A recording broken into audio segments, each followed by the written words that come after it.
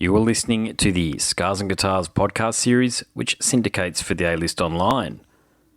My name is Andrew Mackay-Smith, and the interview subject I have coming up for you is yet another brilliant artist from Perth, Western Australia. Laurie Luke is his name. The reason for the conversation is to promote his brand new EP, which is titled Way Back When. So let's have a listen to what Laurie has to say. Here we go. That's good. Well, look, I tell you, man, I've really been enjoying this album, this EP, this collection of songs. I know it's early days, man. It's the 22nd of January, but I always get sent a lot of music to me, man. It's actually my favourite collection of songs of the year so far. So you've got to take a compliment. Oh, wow. Thanks, man. That's huge. Thank you very much. So I'm going to go through why. Okay, so probably the thing that I picked up on a while ago because Lee sent me across a copy of the single edition of Rainbow Bomb. So yep. The reverb lace piano at the end is just divine. I really love what you guys have done with that. It's only a little bit, but I love that attention to detail. I'm a stickler for attention to detail. Okay, so yeah, absolutely. And further to that, the EP Way Back When. Okay, yeah, it's an epic collection of songs. Okay, and what I'm hearing. So bear with me here. I'm going to paint you with a very broad brush here, but I hope you agree. I hope you find some humour and B, some common ground in what I'm saying here. But if Rob Thomas from Matchbox 20 joined the Killers, and then they were all locked in a room for a week and were forced to listen to Mr. Bungle, I reckon they might come up with something that sounds a lot like what you guys have done here with Way Back When. So what do you think? It's interesting. I'm a fan of Mike Patton, and I get the Mr. Bungle kind of. It's very open and broad, and they took a lot of chances, I guess. And then the Rob Thomas thing is funny because I'm not really a Matchbox 20 Rob Thomas fan, but I appreciate, he's a great singer and whatnot. But it's funny, yeah, I've had that comparison a couple of times, which is it's not a bad thing. It's great. And then the Killers, yeah, I'll take it, man. Yeah, sure. No, it's look, it really is sterling stuff. I can't stand Matchbox 20 either, by the way, but like you, I really appreciate Rob Thomas's talent. So do take that as a compliment, by the way, because there are a lot of singers out there that would love to have a voice like the one that you've got. Wow, thank you very much, man. That's great. Yeah, it's powerful, but it's not overbearing. It reminds, on a further note, I'd say it reminds me a lot of the great vocalists of a bygone era, like the Chris Cornells as well. It's got that power behind it. Wow, that's huge, man. Chris Cornell, he's just a big influence on me, not just singing wise, just music and lyricist and just everything basically all round. Yeah, huge influence on me. What about Concrete Jungle Land? That'd probably be my favourite cut on the EP. So who's joining you on that? Who's the female vocal belong to? So the female vocal is actually an old friend of mine who I went to high school with, and I hadn't seen her for longer than I'd care to admit. But we just kind of, I can't remember how we crossed paths, but it was very off the cuff and just at that point in time, I was finishing recording that song in a rehearsal studio. So she just came out for an afternoon and, we put that down and it just suited it perfectly. So that came together really well. Her name is Honey Connell. She's a fantastic singer. She's unreal. Yeah, no, great partnership you got yourselves there. Do you think you'll recreate that live, that partnership? Well, I'm actually looking to do that. We've got our EP launch the 15th of February at the Indie Bar, and I'm looking to have her jump up on that song. Hopefully if we can do it at some point. We're actually rehearsing it all up at the moment, so we'll see how we go. Okay. Now, I hope you don't mind me saying this. It's just that it's a real issue that I have with.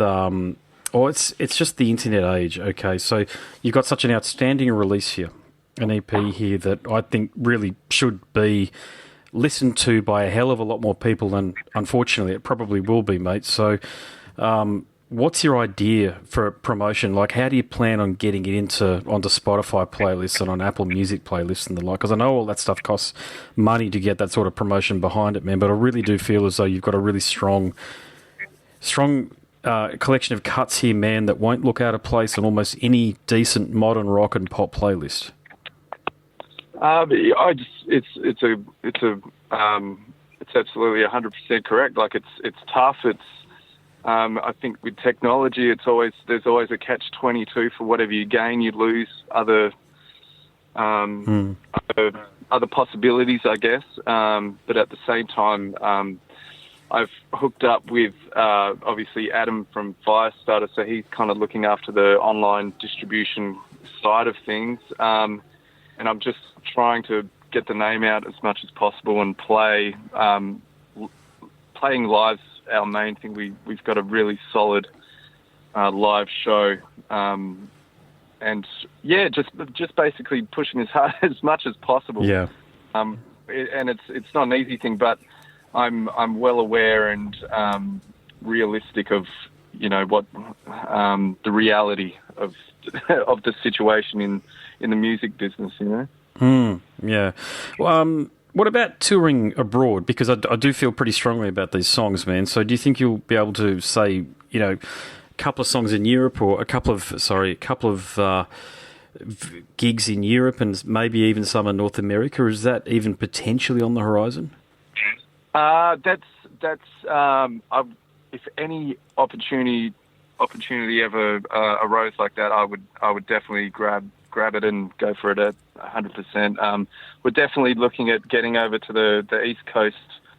It's hopefully within maybe 3 or 4 months' time to do maybe like a run from Melbourne up to Brisbane and something like that. Mm-hmm. But as far as overseas, that's a whole other kind of kind of nightmare. Yeah. But I would love to do it at any point. Absolutely, I'd be up for that 100%. The other feature of the album that I really enjoyed too, and I'm a career bassist, so I actually really enjoyed listening to the bass guitar performance on this. So congratulations to your bassist for that there. But that sounds like an integral part of the music, and that was actually the principal connection to the Killers that I drew, because the Killers have a tremendous bassist. Wow, that's actually me playing the bass. Is that you, man? Well done, dude. Yeah, I play pretty much everything on that record except drums and the saxophone. And I had a young bloke come in and play some keys on Rainbow Bomb and on Concrete Jungle, but everything else you hear on there is that's me. Holy shit. Yeah, well, that's talent, man. Yeah. That's real talent right there. That's yeah. A lot of people who play the bass as a secondary instrument, I'm sure, as you're aware, put literally no effort into it, but you've put a hell of a lot of effort into the bass sound and the notes, and the choice of note placement.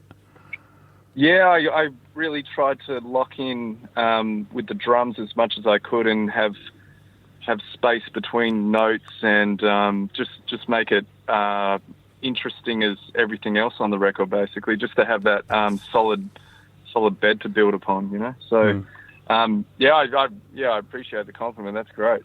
Man, have you? This is one of those comments that's look. No disrespect to the rest of the collective as it appears. Certainly from the video for Rainbow Bomb and your bandmates. But mate, have you thought about relocating and going to New York and Los Angeles and just giving it a red hot go?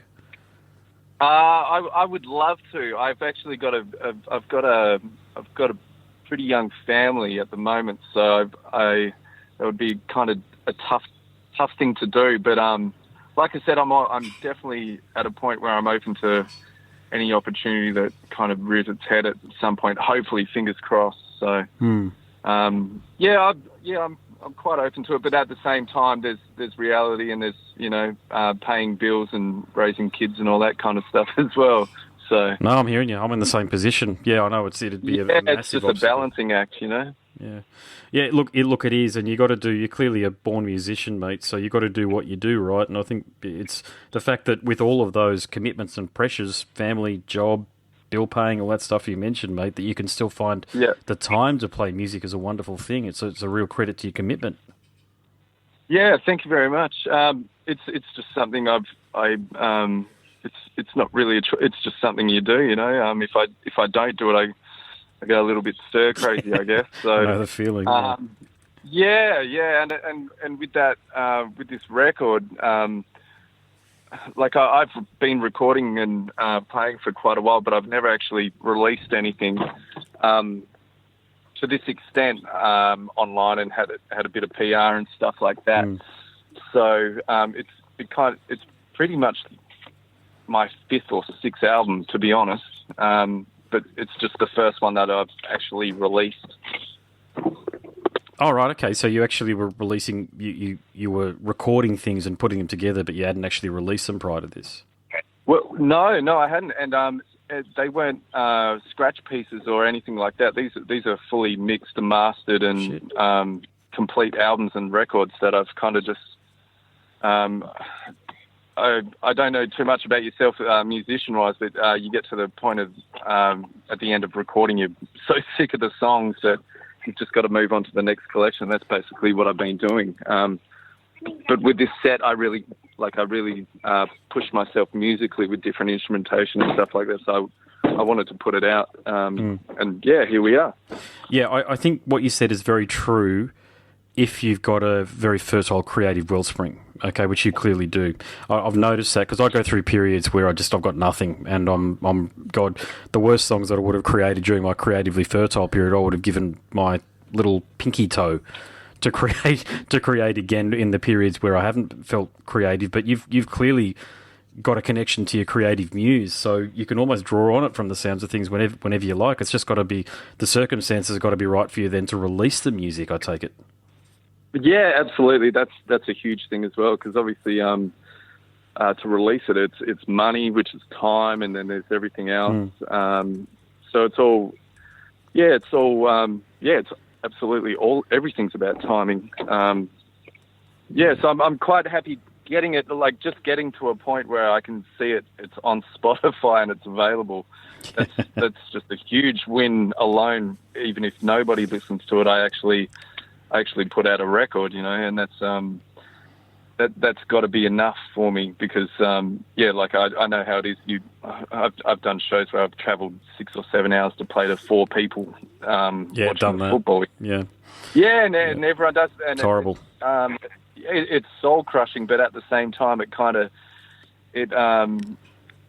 guess it cuts musicians down to people who actually do it because it's a thing they have to do rather than somebody trying to be famous for something, I guess, if that makes any kind of sense. Oh, it does. It makes complete sense to me because I play, in terms of on stage, I'm playing covers these days, and the amount of times I've played to bar staff and nobody else, certainly nobody else that I can see.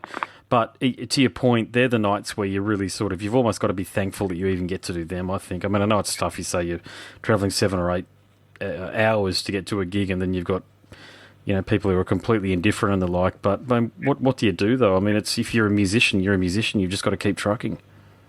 Well, absolutely. And the other side of that is it builds up a really thick skin. And, you do that for a couple of years and you're kind of bulletproof, and when you actually do get in front of an audience who's appreciative of the music, I find you can kind of notch it up a couple of levels with that experience behind you, you know? I do, yeah. Yeah. So, the artwork too was interesting. Is there a theme behind it? Because I noticed that the single for sorry, I said it a moment ago, didn't I? Rainbow Bomb, and also the EP cover art for Way Back When, both have a pretty stark black and white theme. Yeah, I've always been a fan of just classic black and white photography. It's timeless and it looks good, and it just pops, and there's a lot of texture and depth in it. That kind of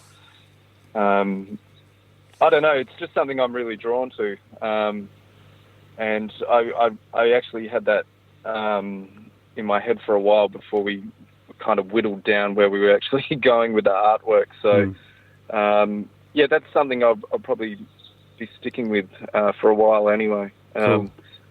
Yeah. So are you doing physical releases as well, say CD? Yeah, we are. So they're just getting printed up at the moment. So I'm hoping we can get them sorted before. We've got a short little Southwest tour here in WA to do. So that'll be the first kind of run of CDs available. And depending how that goes, we go from there. Like I said, I've had mates who have gone out and, printed off 1,000 copies and been very optimistic, but they have maybe 950 CDs still sitting under their bed. So I don't want to get too crazy with it. Yeah, I've been in that position, actually. I think I've still got a crate of an album that I was a part of back in, or an EP I was a part of back in 2011. You hope for the best, but what do you do? I mean, we did shows, and it's not we didn't do. Truth be told, we did fuck all. We didn't promote it as nearly as much as what we needed to do. But you still go and hope for the best. To your point, and this was 8-9 years ago now, when people kind of were still listening to CDs. But you're better at printing up just 50 or 60 and just seeing how it goes. Well, yeah, we've just done a run of 100, and it's basically just something to, if we're playing a show and people enjoy it and they want a physical kind of thing there and then on the night, it's available, and it sounds 100 times better than anything, any kind of MP3. Doesn't it? Oh, that's actually the issue, isn't it? Yeah. Yeah, that's a real issue, that MP3 quality stuff. It just isn't the same. I don't care what anybody says. It's nowhere near the same. Oh, no, absolutely not. And I actually still buy records and CDs, and I always will. It's just, and then there's the actual physicality of it, having it in your hand and the artwork. Checking out artwork on a little phone screen in your pocket. It's not the same. It's a shame. Like I said, with technology, you win some, you lose some. I find it's a shame that kids growing up now won't have that thing. Everything's so accessible and free and quick. There's no patience and excitement. Whereas when I was younger, I'd kind of wag high school if I knew a record was coming out, and leading edge music at 9 o'clock, and have my pre-order in, and then I'd just take off for the day with mates listening to the new album in the car all day. That's never going to happen again. That kind of not like that anyway, Oh, I remember waiting in 1996, for example, for Weezer's Pinkerton to come out, and I remember counting down the days, and I remember going into the city, and they had to actually cut open the box of CDs to give me the copy because I waited outside. Yeah. And, Absolutely. Yeah. And the Les Claypool Soul album that came out the same year, I did the same thing there. I couldn't wait for them to come out and to listen to them. And, a lot of that excitement has gone. And here's another point for you. I reckon I'm a big fan of cassettes. And because I've got young kids, and it sounds like you do too, they're tactile. They're very interesting for the kids to put on. And I've got the kids' little cassette players that I got off eBay or wherever, and in their rooms, and they actually put on cassette tapes. So do you think you'll indulge in a cassette release? Print up about 10 or 20? Yeah, absolutely. I'd absolutely love to do. It's funny you should say that, because I was actually talking to my son. He asked me today about cassette tapes if I had any, and I've still got all my mixtapes from 1997 and 98. I'll absolutely get onto a cassette release. I think it's interesting being able to do short runs like that. As much as it's a novelty kind of thing now, I just for myself, like even having the record out, but having it on tape or a CD, and hopefully one day a record on vinyl would be, that's kind of the ultimate. I think you can do when you're a musician. Yeah, definitely. Well, I've got to say, I was a massive vinyl collector, and ended up trading a lot of them with a local place here at Landers Music on the Gold Coast, and and I ended up trading a lot of them for CDs and cassettes. I just found I wasn't listening to them as much, which I thought was weird, because I know the sound quality is the best on vinyl. Yeah, and I've got a good Denon player and some good Monster Clarity HD speakers, so it all sounds the business. But it's weird. Yeah. It's just that I think it's because I've got the kids, and I don't want them touching the vinyl because they've dropped a couple already, and I don't want them to drop more. And I just thought it was easy to exchange it for a cassette or a CD, and we are actually listening to it every morning or thereabouts. We listen to, we just call it morning music, and I got a lot of strange alternative noise artists on Bandcamp that I subscribe to. I bought a bunch of their Ricardo Cometa being one of them, for example. I bought some of their tapes, and we really enjoy it in the morning. It's sort of anti-music stuff in the morning, and we put it on, and it filters through the house, and the kids get ready and eat their eggs and whatever else. And time to go to school now. Hurry up. That's great. I think that's a really good experience you're giving your kids. That'll filter through forever, as it did. When I was growing up, I always had music on in the background, and I specifically remember a music teacher telling the class that she listened to music at every chance possible, which on the toilet, in the shower, getting home, in the car. She would play it throughout the class. And that always really stuck with me. So it's just everywhere all the time. And then obviously whatever it is, that's going to, whatever mood or setting you're in, you kind of tweak to suit what's happening at the time. Indeed. Yeah. Mate. Yeah. So, mate, for those people listening, because of course I release this as part of my podcast series, how do they get in touch with you, and how do they listen to your music through what platforms? So we're across all the platforms. We're on Spotify, iTunes, Google Music, SoundCloud, YouTube, all the kind of social media things. If they enjoy what I do, I welcome anybody to hit me up with an email if we can organise a show, or you want some physical copies, or anything else. I'm an approachable person, Yeah, I'll definitely look at getting one of those CDs, mate, when they're released. Have you got a time frame? Okay, for sure. Oh, thank you, brother. Yeah, I'm really taken with this collection of songs, and what I've got, you got kids, so you know what it's like. We bought a Vuli, or Santa did, I should say. Santa bought a Vuli swing set for the kids, big thing. Yep. And it came with one of the options was a speaker, so like a little Bluetooth speaker. And, wow. So you wrap it around one of the pylons that hold up the swing set, and the speaker just sits there. It goes with you wherever you go, effectively. But we've been listening to the EP whilst the kids have been out there, and they've been getting into it too, mate. So it's rare, mate. Oh, really? That's amazing. You have been listening to the Scars and Guitars podcast series, which syndicates for the A-List Online. My name's Andrew Mackay-Smith, and that conversation featured Western Australian artist Laurie Luke. Thank you so much for listening.